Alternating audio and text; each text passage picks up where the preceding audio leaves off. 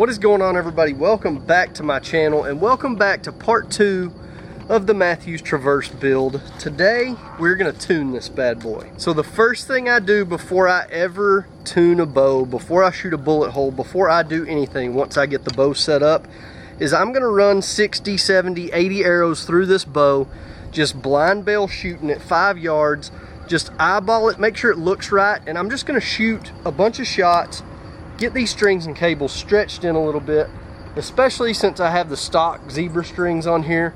I will be honest, they aren't the best, but they're pretty good strings. You just gotta stretch them in a little bit. So we're just gonna shoot about 60 arrows with this bow, just get it stretched in good, and then we're gonna tune it.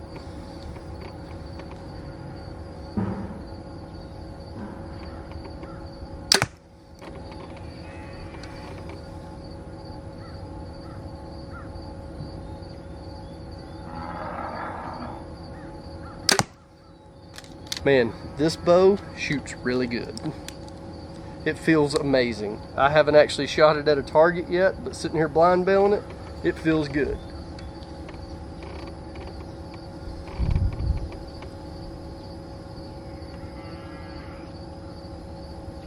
Alright guys, so I cheated a little bit. I actually shot this bow in last night in my garage. After about 70 shots, my peep had twisted just a little bit. So I put one twist into the string. My cams were still timed, so that was good. I checked all that. So I got this thing shot in last night. I know y'all don't want to watch me shoot 60 blind bale arrows, so I did it last night to make things go a little quicker. So this thing is shot in now, and we are ready to go put it through paper, see what it looks like. So we just got our paper stand set up here, our little paper tuner. And one thing that you have to be aware of is how far your paper is from the target. You don't want your arrow going through the paper and while the vanes are still clearing the paper, hitting your target, because that's gonna completely mess up what bullet hole you're trying to get. So make sure that your paper is at least an arrow length away from the target. And then I usually just step back 5-6 yards, something like that. And that's where I'm gonna start my tuning, is shooting through this paper. So we're about 5 steps back from this paper, something like that. And this is gonna be the first arrow I've shot through paper out of this bow since I set it up.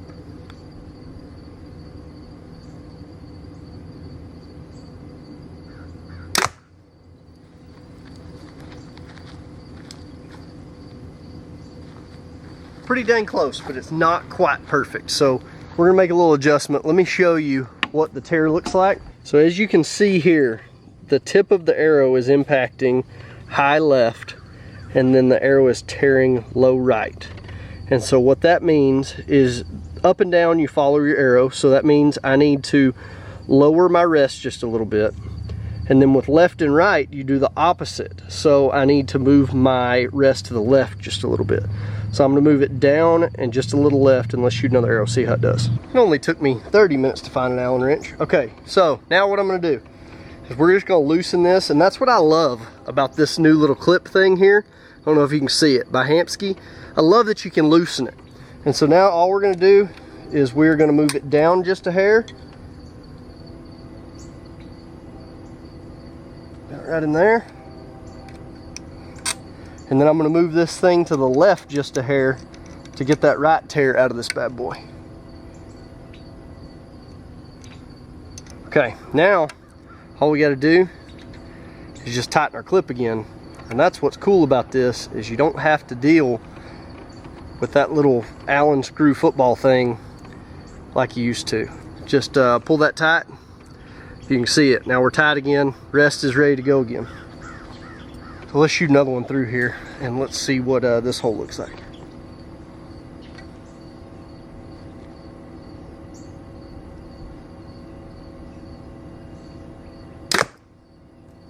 There it is. 2 arrow bullet hole out of this thing. Now we're gonna do one more thing before we're done. We're gonna pull the vanes off of one of these arrows. I'm gonna get this thing shooting a bare shaft bullet hole, make sure it's looking absolutely perfect, and then we're gonna walk back tune it. I mean, I would have loved to have made y'all a longer video on tuning this bow, but I mean, you can see it right there. That's 2 arrows. That is absolutely money right there. You can't get any better than that. That's perfect. So So yeah, I would have liked to have made y'all a longer video. We're gonna shoot a bare shaft through it. After we shoot that, it may need a little bit of a tweak, but it's pretty dang close right now. So let's shoot a bare shaft, let's see what it looks like. So when I make a bare shaft, real simple, we're just gonna take a razor blade and we're just gonna cut the vein off right above the base. So we're just gonna peel this vein off.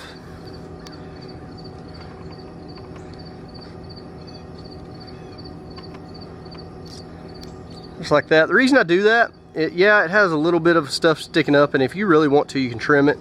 But the reason I do that is it keeps some of the weight at the back. That way I'm not having to wrap tape, do anything like that. So we're gonna take this bare shaft and we're gonna shoot it through the paper. Let's see if this thing is gonna shoot a bullet hole. If this thing shoots a bullet hole, that's a 2-arrow tune right there. That's gonna be sweet. I'll be pretty stoked with that. Dang, thought we were gonna get a 2-arrow tune, but it's a little off. So what I am gonna do, since that didn't shoot a bullet hole and it kind of shot a little opposite of what the first arrow shot, what I'm gonna do is I'm gonna take it, I'm gonna spin the arrow, spin the nock a little bit. And all that's gonna do is that's gonna tell me if it was just the spine of the arrow or if my bow's really out of tune. So we'll shoot another one, see what this one does. Okay. Yeah, so we're still getting just a little bit of a left-hand tear. So we're gonna just move the rest back into the right just a hair, see what that looks like, and this should be pretty easy to tune. It's a little closer. Let me show you what these look like. So I guess we can't say that it was a 2-arrow tune, but it was a 2-arrow bullet hole. So it's getting closer. That was the first shot there, and that was the second shot. Here's the third shot. So it's tearing left just a hair, not a whole lot, just a little bit. So we'll move that rest in just a little to the right.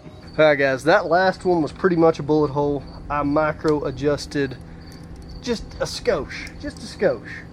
Oh, thought this was gonna be quick, guys. I got a little cocky. I have to put a new piece of paper on here if I don't get this thing cleaned up pretty quick. That's pretty close. Let's see.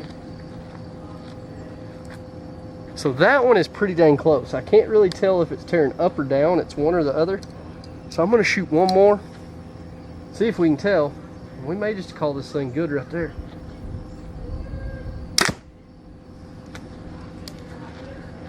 Alright guys, so this should be the last shot. Shouldn't have took me this long. It's kind of silly. It took me so many arrows with this bare shaft, but should be it right here. Let's see what it looks like.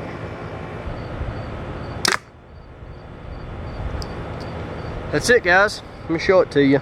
I'll be honest, that took more bare shaft arrows than I would like to admit. But there it is right there. That is pretty dang close. I had it real close a couple times here. But it just wasn't perfect. We got it pretty dang close to perfect right now. So the next thing we're gonna do is we're gonna hang a vertical line on my target, a string or a piece of tape. We're gonna sight in at 20 yards. We're gonna sight in our left and right. I don't care about up and down right now. We're gonna sight in our windage right now at 20 yards. Then we're gonna scoot back to 40 yards and we're gonna aim with our 20-yard pin on the top of that line. And we're gonna make sure at 40 yards it's still vertical, up and down, or I mean not up and down, left and right. We're gonna make sure it's still the same as at 20. Because what happens is, it's basically walk back tuning is what it's called, but basically what is happening is if your arrow is coming out of the bow tip right or tip left, as you move back to further distances, your arrows are gonna start wanting to go off of center. So even though you're sighted in at 20, at 40, 50, 60, you may be hitting left or you may be hitting right, depending. And so basically what you do, you're gonna sight in at 20, you're left and right. You're gonna scoot back to 40, and you wanna make sure that they are in a straight line. And if they're not, if you're hitting left, you're gonna kick your rest to the right just a little bit. If you're hitting right at 40, you're gonna kick your rest back to the left just a little bit. And basically, that's just an extra step to make sure your bow's tuned right, make sure your arrow's coming out of there straight. And you know, basically that's it. I do 3 things for tuning. I paper tune it with both a fletched arrow and a bare shaft arrow. I walk back tune it, and then the last thing I do is I broadhead tune. And we're probably not going to get to the broadhead tuning today because I haven't, you know, I hadn't sighted in. I haven't done all that needs to be done to broadhead tune. But with broadhead tuning, what you're going to do is you're going to shoot your field tips at say 30 or 40 yards, and you're going to shoot your broadheads. And if your broadheads are dropping out low or high or left or right, you can do the same thing you do with the walk back tuning. You can move your rest just a little bit and move your broadheads into your field tips basically. So that is all we've got to do today, guys. I'm gonna go ahead and walk back tune this, let y'all see it, and then next time you'll see me, we're either gonna be shooting targets or we're gonna be hunting something. So let's get this thing walk back tuned. So we don't need this paper tuner right now anymore, and we're gonna pull this deer target down. I'm gonna show you my setup for when I walk back tune a bow. Okay guys, when you walk back tune a bow, the easiest thing is to just get any kind of a rope or a string. This is an old cable off one of my old bows that I don't even have anymore. And I'm gonna take a weight and I'm gonna hang that weight. I don't know if you can see that. I'm gonna hang that weight from this string, and then I'm gonna put this on my target, just like that. And what you want is you want the string to be hanging perfectly vertical on your target. Now the next thing I'm going to do is I'm going to scoot back to 20 yards. And I'm going to aim at the top of this, at this string. And so what I'm going to do is I'm going to sight my left and right, my windage in, perfectly on that string. I want to hit it. After I get it sighted in, get a couple arrows grouped right there with it, I'm just going to back up to 35, 40 yards. I'm going to use my same pin and aim in the same spot on that string, and my arrows are actually going to drop down in here somewhere. You know, that's going to depend on the speed of your bow, but they're going to drop down lower. But what you're wanting is you're wanting these lower arrows to still be touching that string. So if you shoot your arrows and you got them grouping over here, that basically means that your arrow is coming out of your bow point left. And so what you'll have to do is move your rest to the right just a little bit to get them back into here. Same thing over here. If they're impacting right, you're gonna have to kick your rest to the left just a little bit. And what you want is you want it at 20 yards and at 40 yards to be straight up and down that string right there. So now that we got this thing shooting a bullet hole, guys, I'm just gonna sight this thing in for my windage on that bow string that I put in my target there.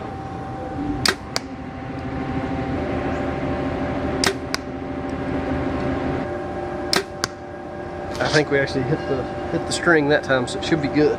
Shoot one more at it. I think that should be good.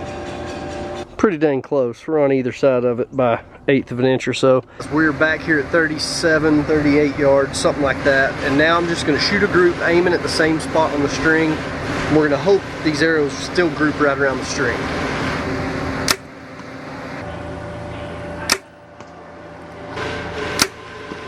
I cannot see where these are hitting.